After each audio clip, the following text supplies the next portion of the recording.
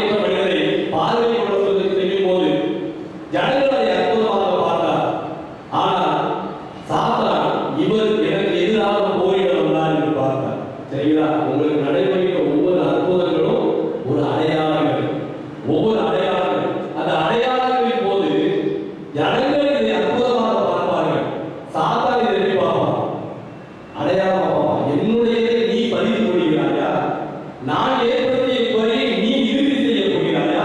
அவர் அடையாளங்களாக அதை பார்க்கிறார். அதனால யோவான் 3 ஆண்டவர் ஒவ்வொரு மனிதரை குணமாக்கும் போது இது ஒரு அடையாளம், இது பிசாசுக்கு எதிரான போராட்டத்தினுடைய அடையாளமாக இதை கொண்டிருக்கிறார். சரிங்களா? இப்படிப்பட்ட பின்னணி கருத்துகளோடு இந்த லாசருவின் உயிர்த்தெழுதலை பார்க்க போகின்றோம். இயேசு கிறிஸ்து லாசருவின் உயிர்த்தெழுதலை நிறைவான அடையாளமாக செய்கிறார். இதுவரை ஊனமாக இருந்தது, ஏதோ ஒரு சிறிய குறைகள் இருந்தது, ஏதோ அப்பத்திற்கான தேவைகள் இருந்தது, அற்புதங்கள் நடைபெற்று கொண்டிருந்தது. இப்பொழுது ஒரு மனிதன் முழுவதுமாக முடக்கப்பட்ட ஒரு நிலைமை, ஒரு மனிதன் கல்லறைக்குள்ளாக இருந்த நிலைமை, சாத்தான் முழு வெற்றி அடைந்த ஒரு நிலைமை. ஒரு மனிதனை முழுசாக வெற்றி கொண்டுட்டேன், அவனை கல்லறையிலே கொண்டு வந்து அமர வைத்து விட்டேன், இனி அவன் எழுத மாட்டான் என்கின்ற அப்படிப்பட்ட ஒரு நிலைமை. இப்பொழுது ஆண்டவர் இன்னொரு போரை செய்கிறார். சரிங்களா? இந்த இறுதி கட்ட போரில் தான் இந்த பிசாசானவன் ஜனங்களை அதிகமாக தூண்டிவிட்டு ஆண்டவருக்கு சிலுவை காலத்திற்கு எதிராக ஆண்டவரை வழிநடத்துகிறார். இதுதான் யோவான் செய்திகளுடைய புரிந்து கொள்ளுதல்.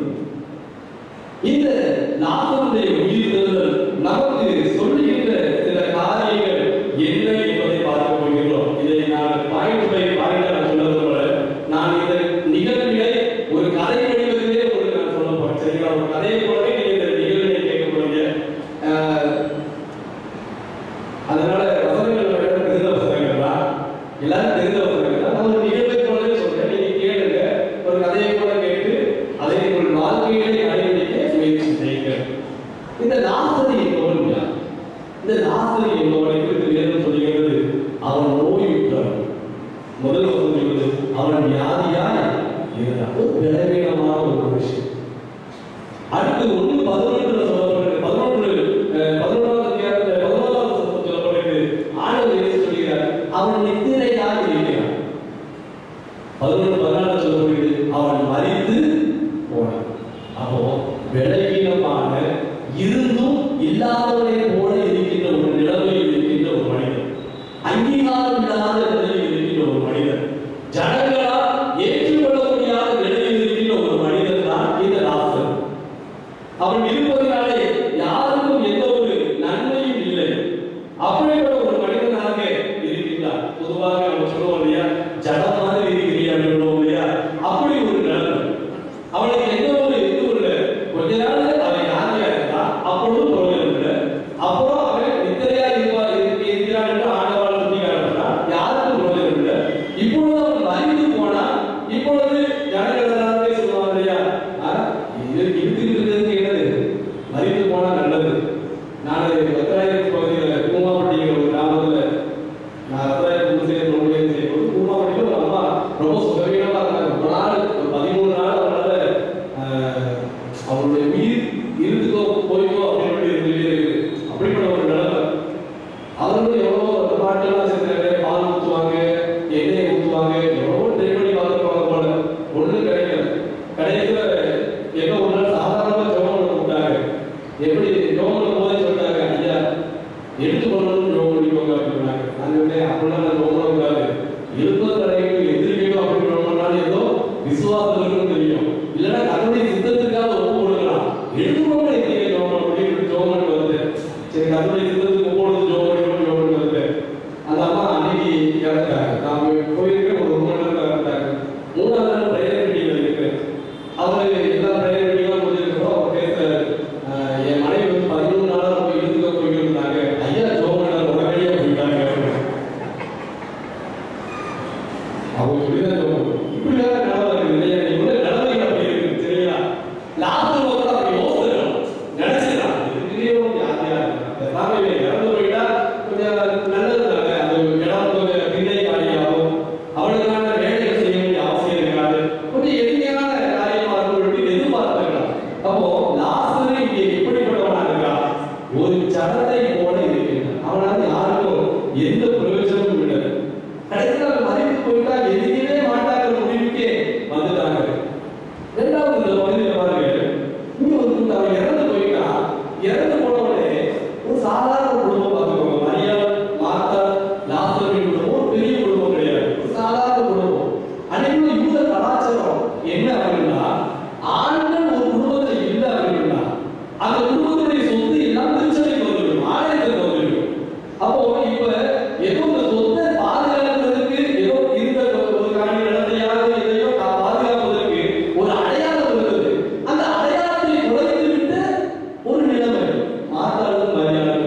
என்ன பண்றதுனே தெரியல. அதனால அவனுடைய வேதனை, ஆண்டவரை நீர் இங்கே இருந்தீர்களா என் சகோதரன் மறித்திருந்தான். என் வாழ்க்கை இவ்வளவு கைவிடப்படுகிறார். அப்போ முழுக்கவும் கைவிடப்பட்ட ஒரு குடும்பத்தினர் அங்கே இருக்கிறார். அடுத்து இந்த பகுதியில் பாருங்க, அழகான ஒரு 11வது அதிகாரத்துல 19வது வசனத்தை வாசிங்க.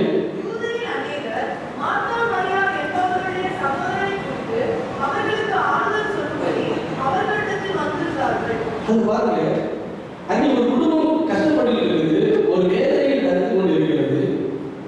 யூதரில் அநேகர் அந்த குடும்பத்தில் சென்று ஆறுதல் சொல்றார்கள். பிரச்சனை இருக்குது, அந்த பிரச்சனையோடு தன்னை அடையாளப்படுத்திக் கொண்டார் ஒரு கூட்டம் மக்கள். எலியா முன்னாட்கள் சொல்லுவார், நான் ஒருத்தை மாத்திரம் தான் செய்கிறேன், நான் ஒருத்தை மாத்திரம் தான் உமக்காக வைராக்கியமா இருந்தேன். பாராளி தீர்க்கதரிசியோடு போராடி அவர் தேவ சமூகத்தில் அவர் இருக்கும்போது அவன் கதறான், நான் ஒருத்தை மாத்திரம் தான். ஆண்டவர் சொல்லுவாரு, நீ ஒருத்தை மாத்திரம் கிடையாது, பாராளுக்கு முன் அடிப்படையாத 7000 பேர் எனக்கு உண்டு. அப்போ ஆறுதல் படுத்துவதற்கு ஒரு கூட்டம் எப்பொழுதும் இருக்கும். நீங்க துன்பப்பட்ட உடனே நீங்க கடந்து வைங்க, நமக்கு யாருமே இல்லாதவர்களுக்கு அந்த சூழ்நிலையில ஜனங்களை ஆண்டவர் உங்களுக்கு தருவார். நல்ல ஒரு கூட்டம், அது ஏழையான குடும்பத்தை, ஏழ்மையான ஒரு குடும்பத்தை தேற்றுவதற்கு ஆதரிப்பதற்கு ஒரு கூட்டம் வந்தாங்க. கூடுகிற கூட்டம் எல்லாம் நல்ல கூட்டம் என்று எண்ணிக்கொள்ளக்கூடாது. கூட்டம் கூடி வர்றாங்க அப்படிங்கிறக்காக எல்லாரும் உங்களுக்கு ஆறுதல் சொல்வார்கள், உங்கள் கண்ணீரை துடைப்பார்கள் என்று எண்ணிவிடக்கூடாது. இந்த பகுதியில அடுத்த பகுதியை பார்த்தீங்கன்னா 11வது அதிகாரத்தினுடைய 46வது வசனத்தை வாசிங்க.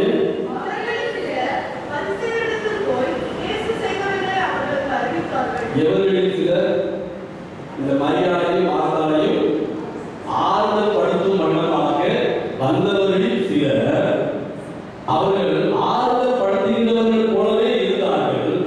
ஆனால் அந்த நிகழ்ச்சி முடிந்தவுடன் தங்கள் வேஷத்தை களைந்து கொண்டு எதற்காக வந்தார்களோ அந்த பணியை செய்வதற்கு சென்று விட்டார்கள். யூதர்களிடம் போய் சொன்னாங்க, அங்கே இப்படி ஒரு நிகழ்ச்சி நடந்துச்சு, இயேசு வந்து அந்த மனிதனை உயிரோடு கூட எழுப்பினார். அவங்கள ஒற்றர்கள். அப்போ கூட்டம் கூடுகிறவர்கள் உண்டு, ஆனால் எல்லோரும் நன்மைக்காக இருக்க மாட்டார். அப்படி என்றால் அழுகின்ற அல்லது துன்பத்தில் இருக்கின்ற ஒரு ஜனக்கூட்டம் அந்த மனிதர்களை நம்பி இருக்கக்கூடாது. நமக்காக கூடுகின்ற கூட்டத்தை நம்பி இருக்கவே கூடாது. ஏனால் கூட்டத்திலே நன்மை செய்பவர்கள் உண்டு, கூட்டத்தில் இருந்து தீமை செய்பவர்களும் உண்டு. நம்முடைய வாழ்க்கையிலே நமக்காக வரும்போது நாம் இவர்களை நாம் அடையாளம் கண்டுகொள்ள அழைக்கப்படுகின்றோம். இவர்கள் நன்மைக்காக வருகிறார்களா அல்லது தீமைக்காக வருகிறார்களா? எனவே இந்த கூட்டம் கூடுகிறார்கள். ஆனால் இங்கே சத்தியம் என்று சொல்லுகிறது, கூட்டம் கூடுகிற எல்லா நபர்களும் உண்மையுள்ளவர்களாக, உங்களுக்கு கண்ணீரை துடைக்கிறவர்களாக இருக்க வேண்டிய அவசியம் இல்லை. நான் ஏற்கனவே சொன்னேன், மூத்த குமாரன் தகவனோடு கூட இருக்கிறார். தகவல் கண்ணீர் விடும்போது தகவனோடு கூட இருந்து தகவனுடைய கண்ணீரை துடைக்கிறார். ஆனால் இளைய குமாரன் வந்ததற்காக சந்தோஷப்படுகிற தகவலை அவன் மறுதளிக்கிறான். எனவே நம்ம கூட இருக்கிறவர்கள் எல்லோரும் நம்முடைய சந்தோஷத்தை, நம்முடைய துக்கத்திலே எதாவது கிடைத்திருப்பார்கள் என்று சொல்ல முடியாது. அழுதார்கள் சந்தோஷப்படுவாங்க, அழுதான் கடைசி வரைக்கும் அவர்களுக்கு சந்தோஷப்பட்டா இவன் ஏன் சந்தோஷப்படுகிறான் என்று சொல்லி நம்ம குறித்து எரிச்சல் அடைவாங்க. இந்த குடும்பத்தை பாருங்க, அவங்க என்ன நினைச்சிருப்பாங்க, ஒரு கூட்டம் வந்திருக்கும், கூட்டம் வந்து என்ன சொல்லியிருப்பாங்க, ஒரு கூட்டம் உண்மையிலேயே மரியாதைக்கு மாற்றாலும் ஆதரவு வந்திருக்கும். இன்னொரு கூட்டம் என்ன வந்திருக்கும், ஐயோ இந்த வீட்டை நம்ம என்ன பண்ணலாம், ஒருவேளை ஆலயத்துக்கு எழுதி கொடுக்கலாமா, இல்லைன்னா நம்ம அபகரிச்சிடலாமா, ஏதாவது ஒரு வழிவாய்ப்புகள் உண்டா, ஒரு அடி இரண்டையாவது நம்ம அபகரிச்சிடலாமா, என்ன வருவாங்க. ஆள் இல்லாத வீட்டை, ஒரு துணை இல்லாத ஒரு வீட்டை யாராவது ஒரு மனிதன் போய்விட்டார், மனிதனுடைய எண்ணம் என்ன வரும், இவருடைய பொருளை எப்படியாவது அபகரித்து விடலாமோ, இப்படிப்பட்ட எண்ணங்கள் ஒருவேளை அந்த கூட்டத்தில் உள்ளவங்களுக்கு இருந்திருக்கலாம். ஏற்று அந்த மனிதனை உயிர்ப்பித்து அவருடைய வாழ்வை வீடுமாக நிலைப்படுத்தி அவர்களால் தாங்க முடியல. எப்படி ஒண்ணுமே இல்லாதவர்களால் போய்விடுவாங்க, அவர்கள் அழித்து போய்விடுவார்கள், சொத்துக்களை அபகரித்து விடலாம், ஸ்தானங்களை இடத்திற்கு ஏற்படுத்திக் கொள்ளலாம் என்று சொல்லி அவர்கள் காத்திருந்தார்கள். ஆனால் அந்த இயேசு அந்த மனிதனை மீண்டுமாக அந்த இடத்திலே நிறுத்திய போதும் அவர்கள் கடலில் பின் சென்று விட்டார். இந்த நிகழ்ச்சியில வந்த 2வது பகுதி. சரிங்களா? ஆறுதலுக்காக கூட்டம் கூடுவார்கள். எல்லோரையும் நம்பிவிட வேண்டிய அவசியம் நமக்கு இல்லை. 3வதாக இந்த பகுதியிலே நாம் பார்க்கும்போது இப்படிப்பட்ட சூழ்நிலைகளிலே நாம் எப்படி நடந்து கொள்ள வேண்டும்? பிரச்சனை இருக்குது, ஜனங்கள் வருகிறார்கள்.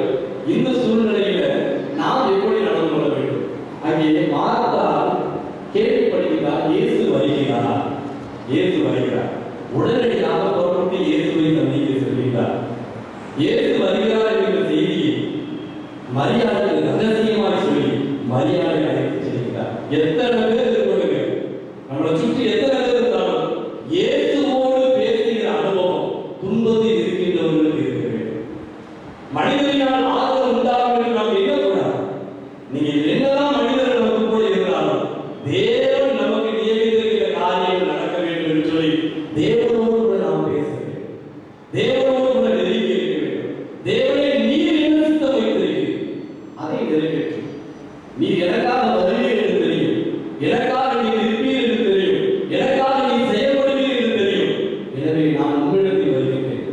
ஜனக்கூட்டம் உங்களை நகர விடாது. எனவே ரகசியமாய் ஆண்டவரோடு கூட ஒரு ரகசியமாக ஆண்டவரோடு கூட பேசுகிற ஒரு அனுபவம். துக்கத்தின் மத்தியில, துன்பத்தின் மத்தியில பிறருடைய ஆதரவுக்காக நம்ம காத்திருக்கிறோம். ஆண்டவர் இந்த நாளிலே நமக்கு கற்றுக் கொடுக்கிற காரியம், நீ ஆண்டவரோடு பேசு, ஆண்டவரத்தில் நீ செல்.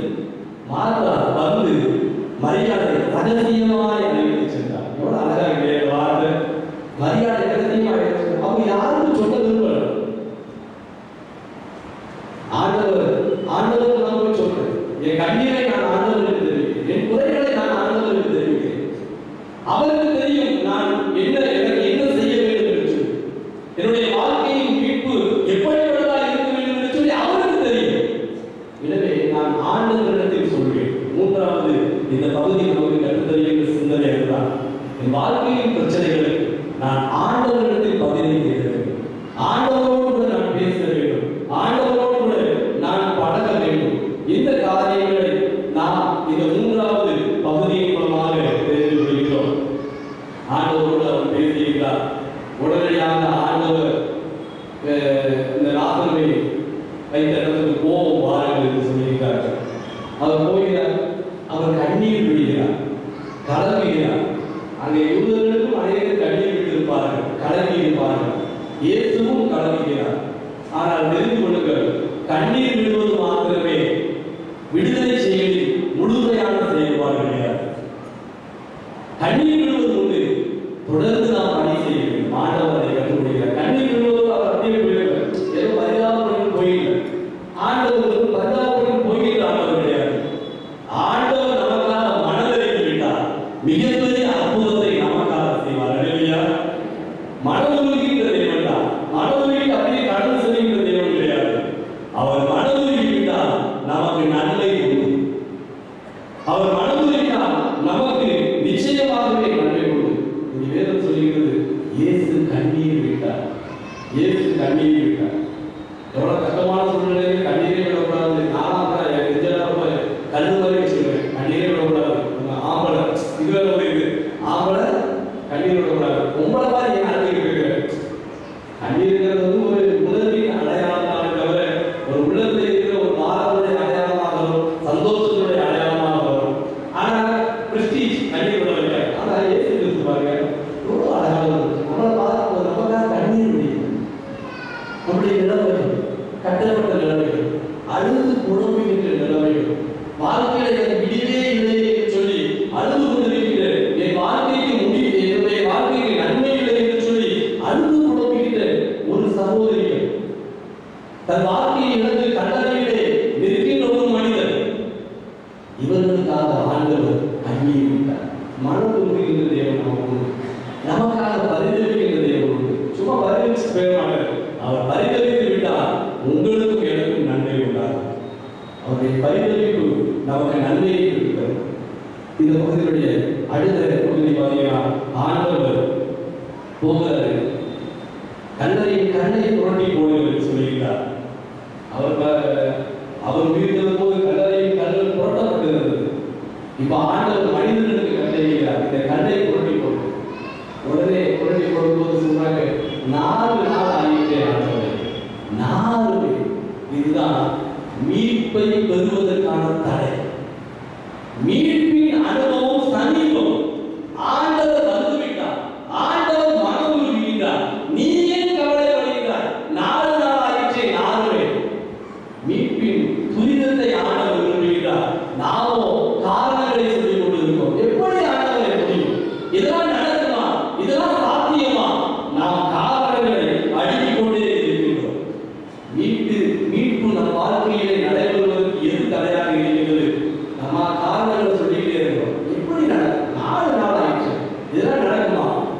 எல்லாம் முடிஞ்சு போச்சு. இனிமேல் எப்படி உயிர்த்தெழுதல் நடக்கும்? இனிமேல் எப்படி மீண்டு வர முடியும்? எப்படி கண்டத்தில் இருக்கின்றவர் மீண்டு வெளியே வர முடியும்? முடியுமா முடியாதா? முடியுமா முடியாதா? எல்லாம் முடியும். உடைய ஆண்டவருக்கு எல்லாம் முடியும். இந்த மனிதர்கள் நினைக்கிறார்கள் அவன் கண்டதை அவன் வாழ்க்கை முடிஞ்சு போச்சு, அவ்வளவுதான். இனி அவனுக்கு நமக்கு சம்மந்தமே கிடையாது. இனி நாம் அவனுடைய ஸ்தானத்தை பறித்து கொள்ளலாம். ஒரு கூட்ட மக்கள் நினைக்கிறது. இங்கே ஆண்டவர் அங்கே இருக்கிறார், ஆண்டவர் செயல்படும்படியாக வந்துவிட்டார், ஆண்டவர் செயல்பட்டால் மனிதனுடைய துணை எதுவும் அவசியப்படாது. ஆண்டவர் மனிதர்களை பயன்படுத்துவார். எதற்கு பயன்படுத்துவார்? கண்டை எடுத்துக் கொடுங்க, கட்டுகளை அமர்ந்துவிடு. நம்முடைய பணி வகை எவ்வளவுதான். நம்ம என்ன செய்யலாம்? கல்லை எடுத்து போடலாம், கட்டுகளை அமர்ந்து விடலாம். இவ்வளவுதான் நம்ம செய்ய முடியும். உயிரை கொடுப்பது ஜீவன், மீட்டு கொடுப்பது ஜீவன். எனவே கல்லை புரட்டை போடுகிறவர்களுக்காக, கட்டுகளை அமர்ந்து விடுகிறவர்களுக்காக நாம் அவரோடு சந்தோஷப்பட்டு விட்டுவிடக்கூடாது. ரகசியமாய் ஆண்டவரோடு உறவு கொள்ளும் போது நாம் ஆண்டவரால் மீட்படையும். எதுக்கு முக்கியம்? உயிர் வரணும் இல்லையா? கல் எடுத்து போட்டால் போதுமா? உங்க பாதையில் கல்லை அனுப்பிட்டா போதுமா? ஆண்டவர் உங்களை பலப்படுத்தி நடத்த வேண்டாமா? உங்களை நலப்படுத்தி நடத்த வேண்டாமா? இந்த உயிர் தெரிந்த ஆண்டவர் அதை செய்யவே ஆரம்பிப்பார். இந்த லாசருக்கு ஆண்டவர் தன்னுடைய வாழ்நாளிலே அந்த நன்மையை செய்தார். அந்த நன்மை உண்டான முடிந்து போனதை ஆண்டவர் துவக்குகிற தெய்வம். அவர் கண்ணீர் விட்டார் என்று சொன்னால் விடுதலைக்கான பணி துவங்கிவிட்டது என்று சொல்லி அர்த்தம். அவருடைய கண்ணீர் விட்டார் என்று சொன்னால் உங்களுக்கு மீட்பு வந்துவிட்டது என்று சொன்னோம். ஒரு அழகான காரியம் இல்லையா? ஆண்டவர் கல்லை புரட்டி போடுவது என்று சொல்லியிருக்கார். இன்னும் காரணம் சொல்லியிருக்கார். 4 நாளாயிட்டு எப்படி ஆண்டவர்?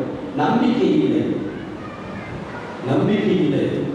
மீட்பின் பணியிலே துரிதமாக நீங்கள் மீட்கப்பட வேண்டும் என்றால், நீங்கள் முழுவதுமாக ரட்சிக்கப்பட வேண்டும் என்றால், நம்பிக்கை என்ற வார்த்தைகள் பேசுவதை தவிர்த்து விடுங்கள்.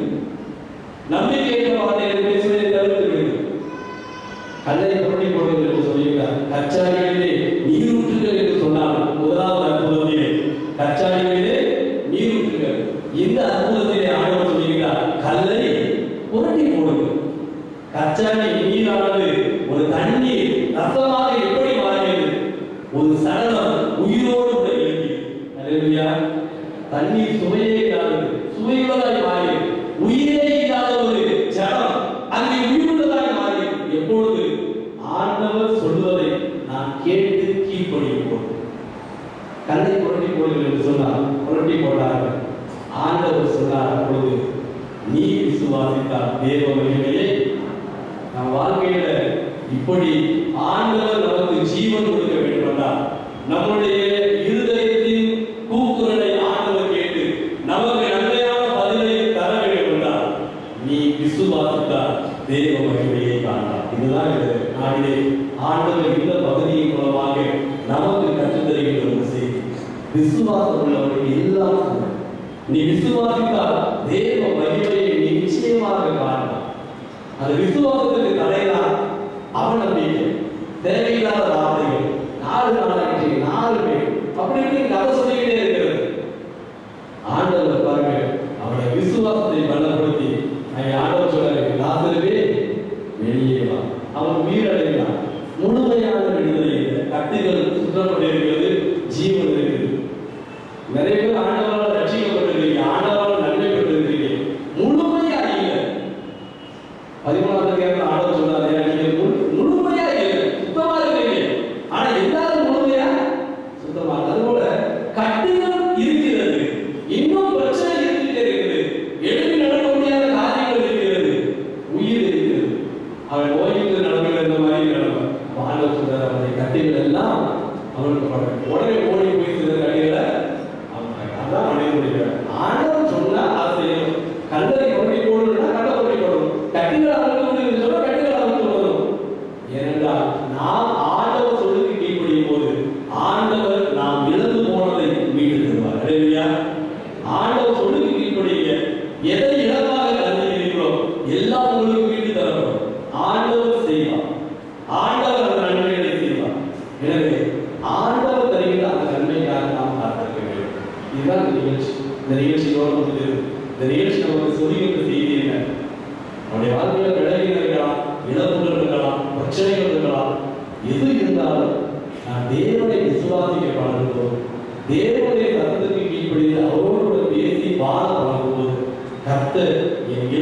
எல்லாவற்றையும் மறுபடியுமாக மீண்டு தருகிறார். கல்லறையிலே முடிந்து விட்டேன், வாழ்க்கையே கிடையாது, அவ்வளவுதான், அவருடைய கதை முடிந்து விட்டது, இனி நாம் சந்தோஷமாக இருக்கலாம் என்று சொல்லி எண்ணிக்கொண்டிருந்தவர்கள் எல்லோரும் ஆச்சரியப்படத்தக்கதாக, ஐயோ என் வாழ்க்கையை முழுவதுமாய் முடிந்து போயிட்டேன், இந்த மனிதன் போய்விட்டானே, இனி நான் எப்படி வாழ்வது என்று சொல்லி ஏங்கிக் கொண்டிருந்த கலங்கி கொண்டிருந்த மக்களை தேற்றுவதற்காக ஆண்டவர் அங்கே அப்படி ஒரு நன்மையை செய்தார். இதோடு இந்த செய்தியை முடிஞ்சிச்சு. அதுக்கப்புறம் பாருங்க, ஒரு அழகான காரியம் சொல்லி முடிச்சிருக்கேன். இந்த செய்தியை கேள்விப்பட்டவர்கள் யூதர்கள் எல்லாருமே முடிவு பண்றாங்க, ஆண்டவரை எப்படி மரணத்துக்கு நேரம் ஒப்பு கொடுத்தோம் சொல்லிட்டு ஒரு சம்பவம். ரோமர்கள் இதை கேட்டால் நம்மை கொலை செய்து விடுவார்களே. 11ஆம் அதிகாரத்துல 40 வாசிங்க.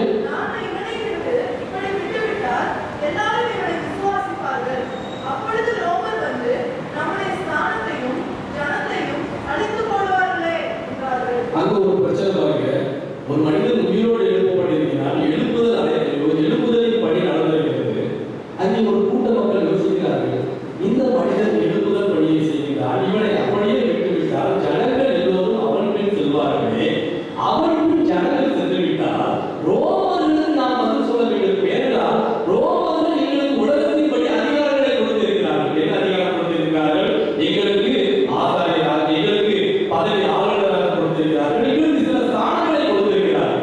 ரோமர்கள் எங்களுக்கு கொடுத்த பதவிகள் இந்த ஒரு மனிதனால் எங்களுக்கு பறிபோக போகிறது.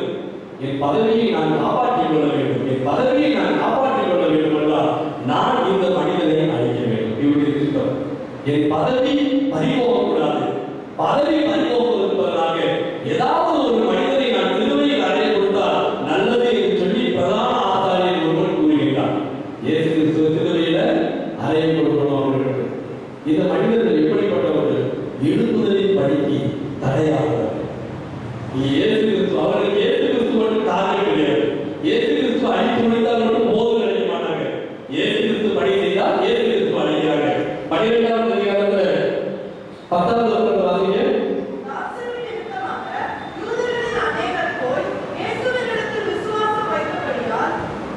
பிரதான ஆசாரியர்கள் இவங்களுக்கு இயேசுதான் பிரச்சனை, நான் இயேசுவை மட்டும் அழிக்க பார்ப்பாங்க. ஆனா இவங்களுக்கு பிரச்சனை இயேசு கிடையாது, எழுப்புதல் பணி. எங்கெல்லாம் எழுப்புதல் பணி நடைபெறுகிறதோ அப்பொழுதெல்லாம் விரோதமாக கூட்டம் கொள்வார்கள். பதவிகளையும் தங்களுக்கு உலகம் கொடுக்கின்ற ஸ்தானங்களையும் நாங்கள் பெற்று அனுபவிக்க வேண்டும் என்று சொல்லி யாரெல்லாம் ஆசையோடு இருக்கிறார்களோ அவர்கள் எல்லோரும் இதற்கு எதிராக கூட்டம் கொள்வார்கள். இயேசு மட்டும் அவங்களுக்கு காரணம் கிடையாது. இயேசுவை பின்பற்றி செல்கின்ற லாசரும் அவருடைய பிரச்சனை தான். பின்னாட்களில் இயேசுவை பின்பற்றி ஊழியம் செய்த சீடர்களும் பிரச்சனை தான். இந்த நாள் வரை இயேசுவை பின்பற்றி வருகிற சகல மனிதர்களும் உலகத்தினரால் அதிகாரம் பெற்ற, உலகத்தினரால் நன்மை பெற்ற ஜனங்களுக்கு அச்சுறுத்தலாகவே இருக்கிறார்கள். அதனாலதான் ஒரு கிரகம் ஸ்டேட் எதிர்க்கப்படுகிறார். அதனாலதான் பல ஊழியர்கள் உயிரோடு கூட அவர்கள் முழுவதுமாக கொலை செய்யப்படுகிறார்கள், ரத்த சாட்சிகளாய் வருகிறார்கள். ஏன்? எதற்காக? இவருடைய பிரச்சனை எல்லாம் எழுப்புதல் பணி நடைபெறுகிறது. எழுப்புதலை எதிர்பார்த்த ஜனங்கள் கிறிஸ்துவின் வாழ்விலே நாம் எழுப்புதல் அடைய வேண்டும். முதலாவதாக எழுப்புதல் நாம் அடைய வேண்டும் என்றால் கர்த்தருடைய சொல்லை கேட்க வேண்டும். எழுப்புதல் பணி நாம் நம்மால் நடத்தப்பட வேண்டும். நாம் எழுப்புதலின் பணியை செய்ய வேண்டும். நம்ம செய்யும் போது நமக்கு அச்சுறுத்தல் உண்டு. ஆசிரியர் செய்கிறார், அச்சுறுத்தல் வருகிறது. ஆனாலும் நாம் தடையில்லாமல் கவலைப்படாமல் அந்த எழுப்புதலின் பணியை செய்ய அழைக்கப்படுகின்றோம். எனவே அந்த எழுப்புதலின் பணியை உணர்ந்தவர்களாக எழுப்புதல் அடையாத ஜனங்கள் நாம் எழுப்புதல் பெறுவோம். எழுப்புதல் அடைந்த ஜனங்களாகி நாம் தேவனுக்காக அந்த பணியை தொடர்ந்து உலகத்திலே நிறைவேற்றவும் பிரயாசப்படுவோம். நம்முடைய வாழ்க்கையின் துக்கங்கள் எல்லாவற்றையும் நொடி பொழுதிலே மாற்றிக் கொள்வதற்கு தேவனுடைய விசுவாசி என்று சொன்னார். விசுவாசத்தினாலே நன்மை பெறுவோம்.